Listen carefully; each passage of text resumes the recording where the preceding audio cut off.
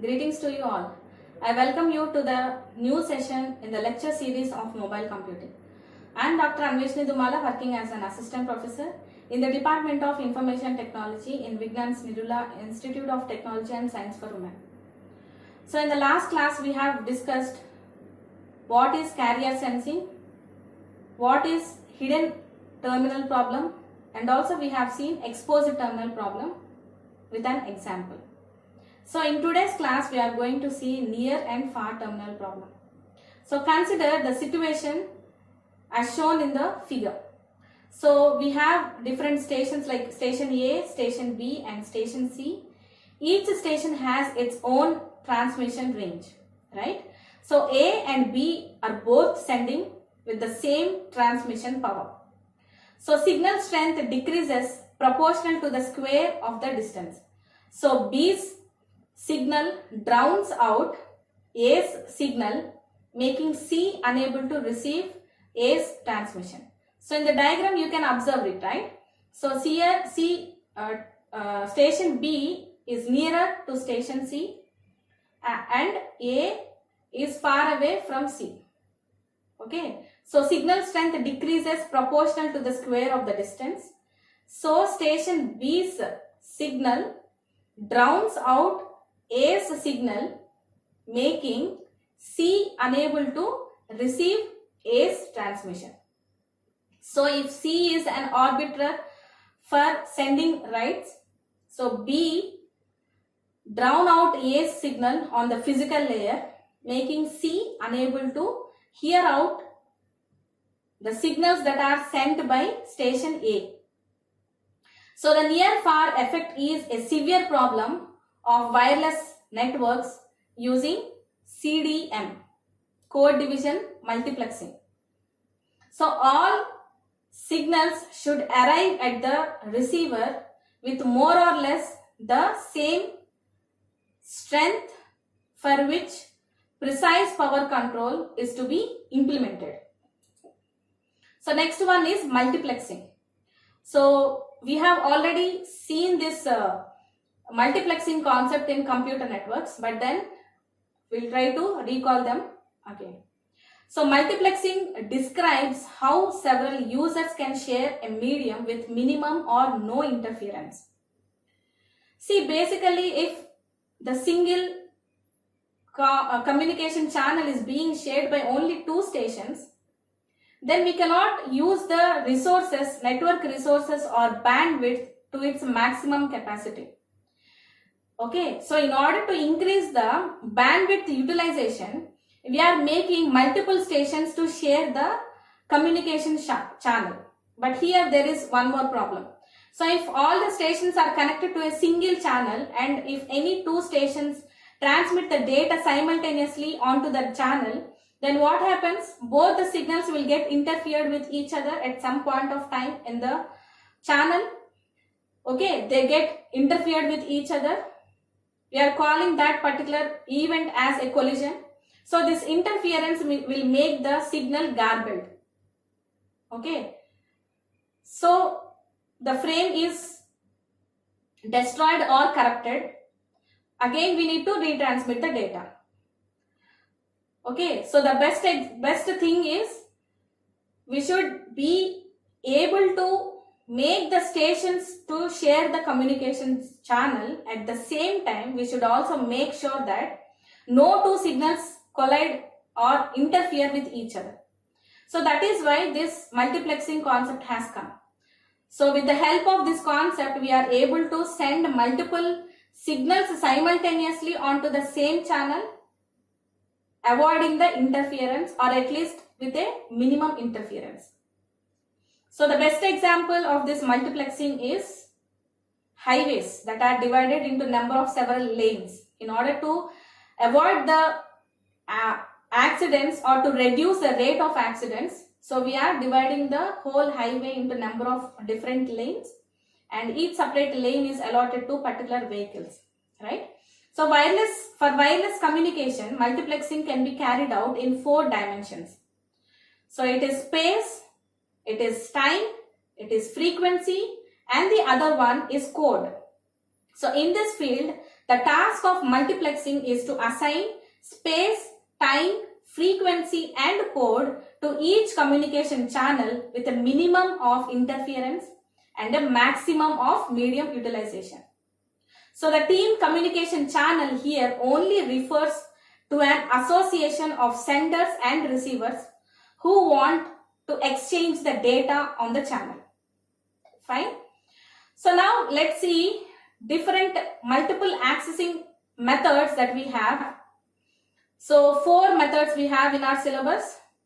They are space division multiple access. Next one is frequency division multiple access, time division multiple access, and the other one is code division multiple access. So first one is space division multiple access.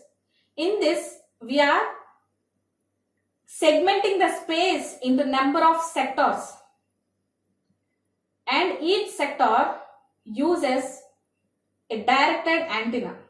So here it follows a cell structure. Next one is frequency division multiple access. So in this we are assigning a certain frequency to a transmission channel between a sender and a receiver. So permanent, that is radio broadcast. So here we use 2 techniques like slow hopping and fast hopping spread spectrum concept. We'll see what is that in the next slides. Next one is time division multiple access. So here we are assigning the fixed sending frequency to a transmission channel between a sender and a receiver for a certain amount of time. Last one is code division multiple access. So here we are using the same bandwidth, and that same bandwidth is occupied by all the users. However, they are all assigned with a separate code. That is what it is what helping the signals not to get interfered with each other. So in each accessing method, one single dimension is used, or one single dimension will vary for different stations that are sharing a common communication channel. Clear? So now let's see what are these concepts. So space division multiple access uses the concept of space division multiplexing. So in the figure you can see 6 channels, that is Ki, that is K1, K2, K3, K4, K5 and K6. And it introduces a 3-dimensional coordinate system.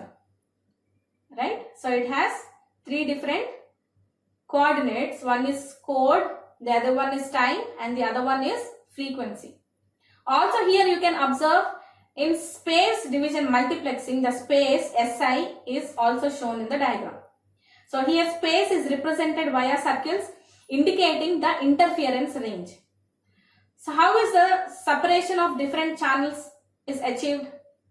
So the channel K1 to K3 can be mapped onto 3 spaces, that is S1, S2 and S3, which clearly separates the channels and prevent the interference ranges from overlapping. So the space between the interference ranges is sometimes called guard space. Such a guard space is needed in all 4 multiplexing schemes that are present. For the remaining channels K4, K5 and K6, 3 additional spaces would be needed. So although this procedure clearly represents a waste of space, this is exactly the principle that is used by the old analog telephone system. So each subscriber is given a separate pair of copper wires to the local telephone exchange. So space division multiplexing implies a separate sender for each communication channel with a wide enough distance between the senders. So this multiplexing scheme is used, for example, in FM radio stations, where the transmission range is limited to a certain region, right? So the Guntur radio station cannot be heard in Bangalore, whereas Bangalore radio station cannot be heard in Guntur. So those particular frequencies are meant to that particular space only. Out of that region, we are not able to receive those signals, right? So many radio stations around the world can use the same frequency without the interference. So this frequency reuse concept is already discussed in the previous classes. Okay. Next one. So this space division multiple access is used for allocating a separate space to users in wireless networks. A typical application involves assigning an optimal base station to a mobile phone user. So the mobile phone may receive several base stations with different quality. So a medium access control algorithm could now decide which base station is best, taking into account with frequency, time and also code, right? So typically space division multiple access is never used in isolation but always in the combination with one or more other schemes.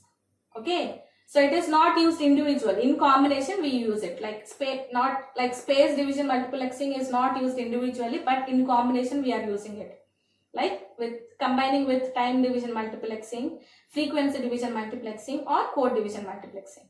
So the basis for the space division multiple access algorithm is formed by cell and sectorized antenna which constitute the infrastructure implementing this space division multiplexing. Next one is frequency division multiplexing. So we'll see this frequency division multiplexing in the next class. Thank you for listening to the class. See you in the next